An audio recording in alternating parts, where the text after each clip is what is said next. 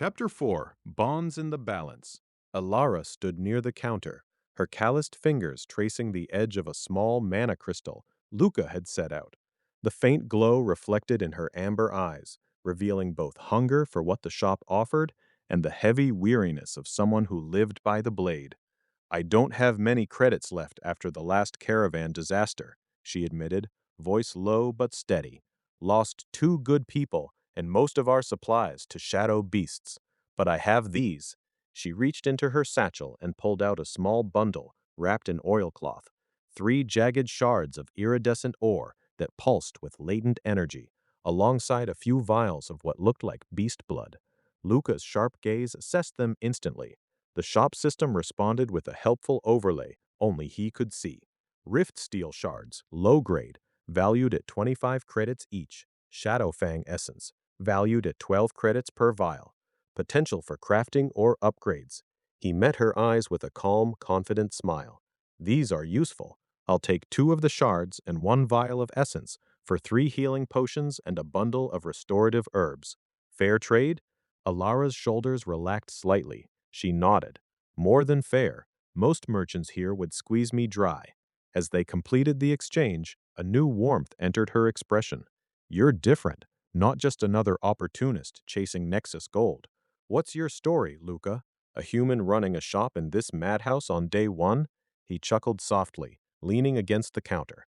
Let's just say I came from somewhere with much emptier pockets and bigger dreams.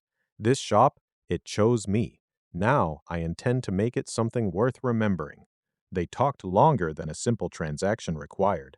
Alara shared tales of her life as a guard, escorting caravans between dangerous rifts, facing beasts born of corrupted magic, and the constant struggle to protect the vulnerable merchants under her watch.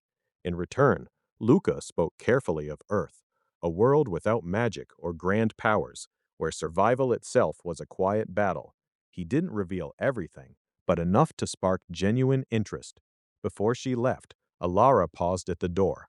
My caravan is resupplying for 2 days. If you need eyes and ears in the markets, or someone who knows how to swing a sword when trouble finds new shops, I'll be around. You helped me today. I don't forget that. Luca watched her go, feeling the first real thread of alliance form.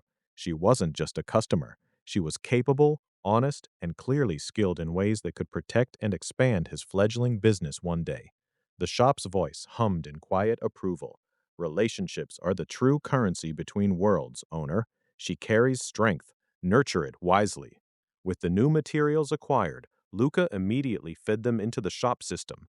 The Rift Steel shards unlocked a minor upgrade path. Shop level progress, 18% toward level 1. New feature unlocked. Basic crafting station small. A compact workbench appeared in the corner of the Essence and Potions section. Luca spent the next hour experimenting, his intelligent mind absorbing the system's guidance like a sponge. Under the shop's stabilization, he infused a small amount of his budding mana into one of the remaining shards, creating his first crude enchanted item, a simple iron dagger that now glowed with a faint edge of sharpness. It wasn't much yet, but it was his. Proof that he could learn, combine, and create without the deadly clashes that plagued others. As night fell over Nexus and a cascade of shimmering auroras, Luca stepped outside to breathe. The streets were still alive with activity, though thinner now. Lanterns floated like fireflies, and distant laughter mixed with the clink of coins. His handsome face reflected in a nearby crystal window, tired but alight with purpose. A commotion down the street caught his attention. A burly merchant with 4 arms and deep green scales was arguing loudly with a smaller figure. Luca recognized the smaller one, the fox-eared girl who had bumped into him earlier. She clutched a small pouch protectively, ears flattened in distress. Thief! You think you can just take samples without paying? The lizard-like merchant bellowed, drawing a small crowd. Luca's ambition stirred, mixed with a sense of justice, honed from years of being the underdog. He approached calmly. Is there a problem here? The 4 armed merchant sneered. Mind your own business, newcomer. This street rat tried to steal from my stall. The fox girl, barely more than a teenager, shook her head fiercely. I only wanted to look. I have money, just not enough for your prices. Luca's green eyes narrowed thoughtfully. An opportunity, perhaps, or the start of trouble. He placed a hand on the counter between them, his voice steady and authoritative. How much does she owe? I'll cover it, this time, in exchange for information about the best suppliers in the lower districts. The merchant grumbled, but accepted the small payment Luca offered from his dwindling credits. The fox girl looked up at him with wide, grateful eyes, her tail swishing nervously. Thank you. I'm Mira. I know these streets better than most. If you need rare herbs or rumors about portals, I can help. Luca smiled, feeling the shop's influence already spreading beyond its walls. Small steps, meaningful connections, profits and potential allies both growing.